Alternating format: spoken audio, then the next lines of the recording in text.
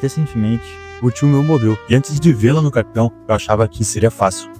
Eu sou cristão, eu busco a santidade, eu creio na ressurreição, e sei que a morte não é o fim. Então, na minha cabeça, eu estava preparado, como se existisse um curso em si, como reagir espiritualmente a um velório. Parece que, às vezes, a gente acha que a fé é vacina emocional. Você toma uma dose de versículo e imagina que está imune ao impacto. Mas fé não é anestesia, é amor. E amor não é teoria. Quando eu o vi deitado naquele caixão, o tempo desacelerou. O ambiente estava silencioso. Mas dentro de mim, tudo começou a falar. Memórias vieram. Coisas assim, pequeno gesto que eu não lembrava. Frases que eu não lembrava. Que curioso. E o dia a dia a gente não lembra, mas basta o silêncio e ficar profundo que tudo volta. Como se Deus dissesse, olha, de novo. Isso era importante. Como se um véu tivesse sido rasgado. Eu não estava olhando apenas para o corpo.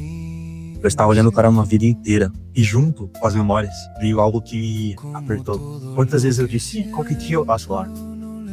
Qualquer dia. O engraçado é como qualquer dia às vezes vira nunca mais. A gente fala com leveza, como se o tempo fosse um funcionário obediente esperando as nossas decisões. Mas o tempo não espera. E ali eu percebi isso. E aqui está o ponto mais estranho. Ao olhar para a morte, eu senti o sabor da rima. Não foi só tristeza, foi clareza. Foi como se tudo ficasse em resíduo. Eu me indignei com isso. Como rendimento automático, com as distrações, com a superficialidade que eu estava vivendo. Mas será que eu estava vivendo acordado? A morte me puxou para baixo. Ela me despertou. Antes de entrar, eu pensei, eu não vou chorar. Você baseava em quê? Talvez um histórico emocional imaginário. Eu não consigo nem assistir um comercial de pai e filho e ficar mexendo. Mas eu achei que no velório eu estaria firme. A gente se conhece tão pouco, né?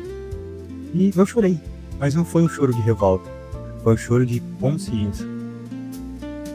Eu sabia que tinha chegado a hora dele.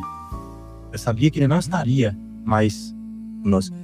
Mas eu também sabia que ele estava atravessando aquilo que todos nós aguardamos. A morte.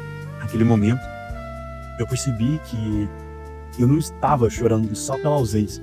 Eu estava chorando porque a eternidade tinha chegado para ele. Tinha ficado real. E quando a eternidade fica real, a vida ganha peso. Depois disso, eu comecei a refletir sobre a vitória de Cristo. Eu sempre ouvi que Jesus venceu a morte, mas naquele momento eu entendi aquilo de uma forma diferente. Não foi como se ele tivesse simplesmente eliminado ela. Não foi um ato de destruição.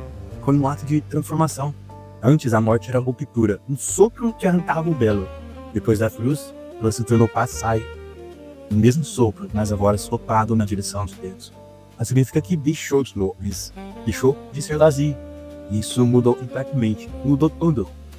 Cristo gerou o maior luto da história. E daquele luto nasceu o maior amor de Jesus. Quanto maior o amor, maior a dor. Mas quando a dor é entregue, ela não destrói, ela transforma. Talvez o luto não seja o oposto da fé. Talvez ele seja a prova de que algo foi amado finalmente. Isso me fez querer ainda mais. Só. E não fuga da vida. Não é aquele casamento dramático. É só perceber que existe algo maior, mais importante. E quando você percebe que existe algo maior, você começa a viver melhor aqui. Não parece curioso? Quanto mais eterno você se torna, mais presente você fica. A morte do meu tio não foi apenas uma despedida para ele. Foi um chamado por mim. Não desperdiçar a minha vida, não viver distraído, não tratar o essencial como se fosse um opcional. Eterno é aquele que se entrega. E que não aprende a se entregar, não se arrepende. Eu não estou dizendo que eu vivo dessa maneira. Eu estou dizendo que eu vi algo e não quero esquecer. Eu vi que a morte pode nos converter. E eu não estou dizendo que eu aprendi tudo isso já. Eu estou dizendo que naquele momento, algo em mim Não foi a morte que me combateu, fui eu. Eu percebi que posso continuar me dando distraído. Posso continuar adiando o essencial. Posso continuar acreditando na eternidade. Sem deixar ela luz de você. Ou posso ela curar. Porque a morte não me ensinou sobre o fim. Ela me ensinou sobre o valor. O valor de um abraço que eu deixo para depois. O valor de uma conversa de um dia. O valor de um eu te amo. E eu suponho que a pessoa já sabe. A gente vive como se tivesse sempre mais tempo. Mas o tempo não é promessa. É presente. A gente ouve o silêncio. Mas dentro daquele silêncio, eu ouvi um chamado a não ter medo da morte. Isso para viver de forma eterna. Agora, a conversão da morte não é sobre deixar de morrer. É sobre aprender a viver. E talvez o maior erro da nossa geração não seja duvidar dessa eterna, mas viver como se ela não tivesse começado ainda.